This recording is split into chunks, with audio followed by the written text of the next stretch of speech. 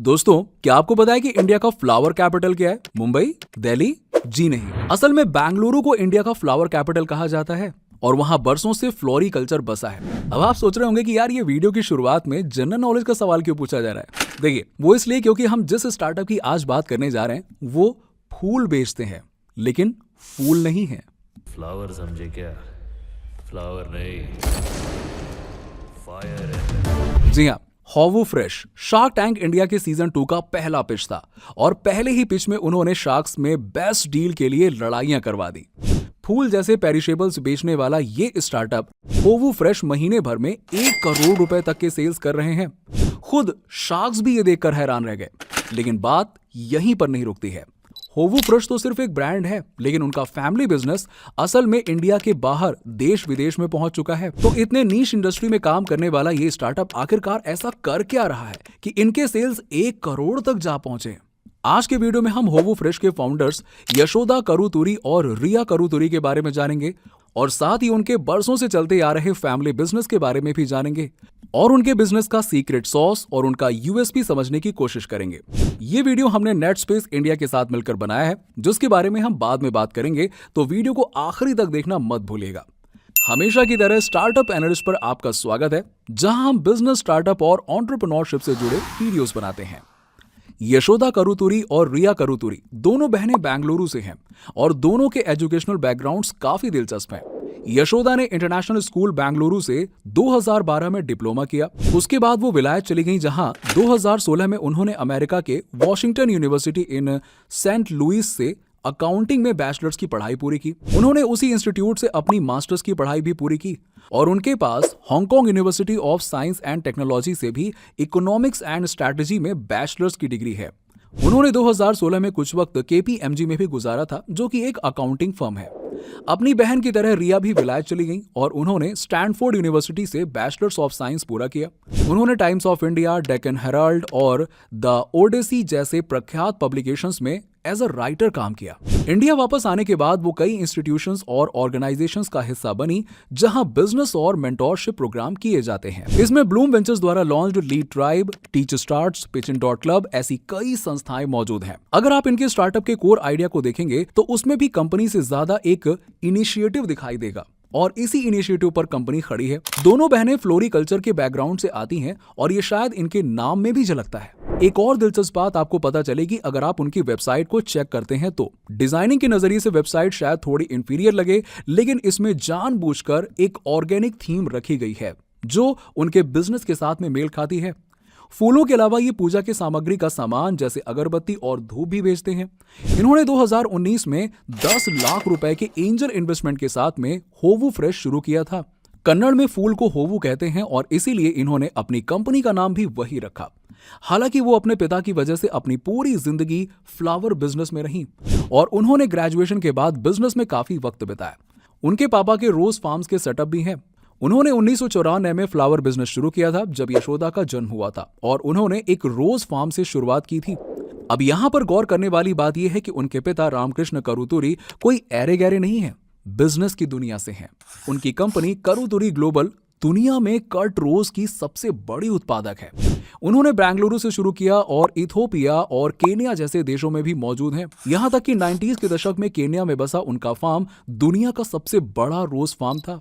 तो शायद रामकृष्ण करुतुरी पर एक अलग वीडियो बनाई जा सकती है। फिलहाल हम होवू फ्रेश पर आते हैं। इसी बैकग्राउंड के कारण यशोदा और रिया आज इस नीश स्पेस में भी एक बड़ा ब्रांड बनने की कोशिश कर रहे हैं। यशोदा और रिया को एक और बात दिखी कि उनके पापा के जमाने से करीबन 3 दशक बाद भी सप्लाई चेन वैसा का वैसा ही है, अनऑर्गेनाइज्ड। लेकिन इनकी इंस्पिरेशन असल में इनकी मम्मी है, जो उनके घर में पूजा पाठ का ध्यान रखती हैं। यशोदा के मुताबिक उन्हें 2018 में श्रावण मास में ये आइडिया आया। श्रावण मास हिंदू कैलेंडर का सबसे पवित्र महीना होता है, जब देश के अलग अलग जगहों में भगवान की पूजा की जाती है और उनके घर में ये जिम्मा उनकी मम्मी का था। तो कंपनी शुरू करने के 1 साल बाद 2020 में उन्होंने टीच स्टार्ट बेंगलुरु में अपना स्टार्टअप पिच किया। उन्हें सबसे इनोवेटिव स्टार्टअप के लिए national FICCI FLO incubator award भी मिला।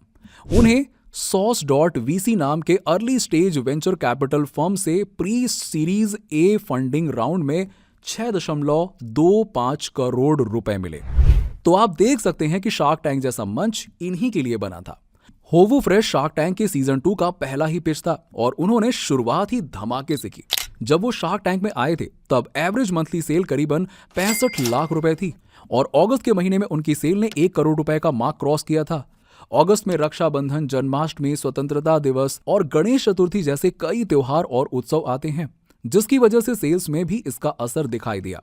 3 सालों में उन्होंने 8 शहरों में अपना बिजनेस एक्सपैंड किया था और उन्होंने 20 लाख से भी ज्यादा ऑर्डर्स कंप्लीट किए थे।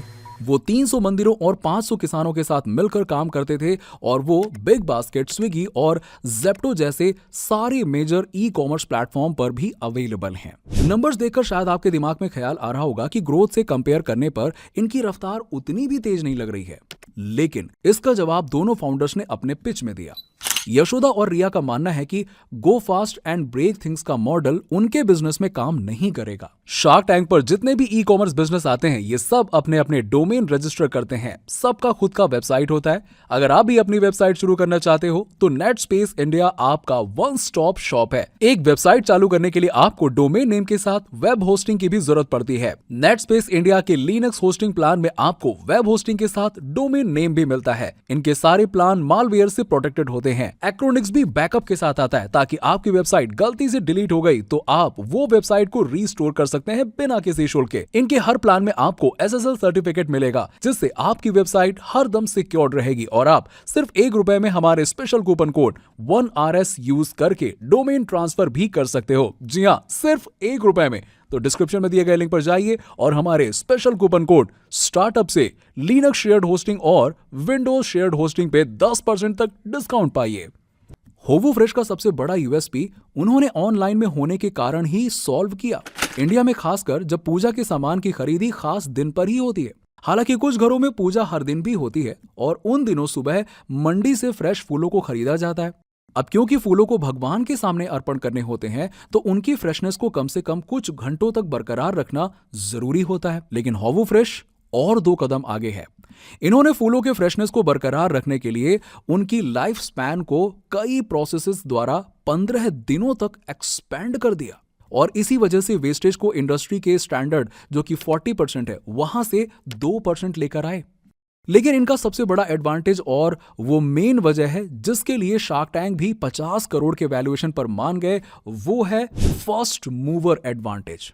इस स्पेस में आज की तारीख में कोई भी बड़े ब्रांड नहीं है। जैसा कि हमने बताया कि मार्केट काफी लोकलाइज्ड है और एक ऐसा नेशनल ब्रांड अभी तक उभर के नहीं आया। See these flowers everywhere, but there is no real like consumer brand around it or no standardization of quality. उनकी ओरिजिनल आस्क थी 80 लाख रुपए 1% के बदले, यानी कि 80 करोड़ के वैल्यूएशन पर। अनुपम वैल्यूएशन की वजह से डील से बाहर हो गए। हालांकि नमिता और विनीता भी होवू फ्रेश में इंटरेस्टेड थे, लेकिन आखिरकार उन्होंने पीयूष और अमन से 50 करोड़ के वैल्यूएशन पर 1 करोड़ की डील पक्की की 2% के स्टेक के बदले। हालांकि अनुपम जो कि इस डील से पहले ही बाहर थे, वो जाते जाते बड़े पते की बात बोल गए। उनका यशोदा और रिया से यह कहना था कि होवू फ्रेश को पेरिशेबल्स के मार्केट पर ध्यान देना चाहिए जहां एक बहुत बड़ा मौका है उनके पास। दोस्तों, पेरिशेबल्स यानी कि हर वो चीज जो वक्त के साथ खराब हो सकती है या सड़ सकती है।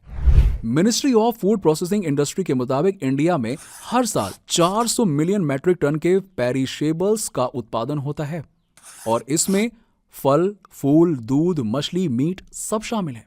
जब पिच के दौरान विनीता ने उनसे पूछा था कि जिस तरह फूलों की शेल्फ लाइफ बढ़ाई जा सकती है तो क्या फलों के साथ भी वो तरीका इस्तेमाल किया जा सकता है, लेकिन फलों और फूलों में रेस्पिरेशन और ट्रांसपोर्टेशन के प्रोसेस अलग अलग तरह के होते हैं, इसीलिए सेम तरीका दोनों के लिए नहीं अपना सकते। उसी रिपोर्ट के मुताबिक इंडिया में एग्री प्रोडक्ट में सालाना 92,651 करोड़ तक का नुकसान होता है, जिसमें फल, सब्जी, दूध और मीट में 50,473 करोड़ का नुकसान होता है। फिलहाल इसके समाधान के लिए लॉजिस्टिक और सप्लाई चेन पर काम किया जा रहा है, लेकिन अगर होवू फ्रेश फूलों की तरह फलों और सब्जियों के शेल्फ लाइफ को बढ़ा पाए तो ये पूरा मार्केट उनके लिए खुल जाएगा और यही अनुपम का उन्हें एडवाइस था। अभी के लिए ये सिर्फ पूजा मार्केट पर फोकस कर रहे हैं और इंटरेस्टिंगली इनकी वेबसाइट पर शायद डेली फ्रीक्वेंसी यूजेस को बढ़ाने के लिए हॉरोस्कोप का भी सेक्शन है, जो कि एक अच्छी कोशिश है। तो दोस्तों, आज के लिए इतना ही। उम्मीद है कि आपको वीडियो पसंद आई होगी। अगर आपने यहाँ तक वीडियो देखा है तो एक बार जाकर होवू फ्रेश के यूट्यूब चैनल को भी हमारी तरफ से सपोर्ट करना और सब्सक्राइब कर देना। और अगर इन टॉपिक्स पर वीडियो पसंद करते हैं तो प्लीज सब्सक्राइब करें ताकि हमें पता चले। और मिलते हैं आपसे अगली वीडियो में।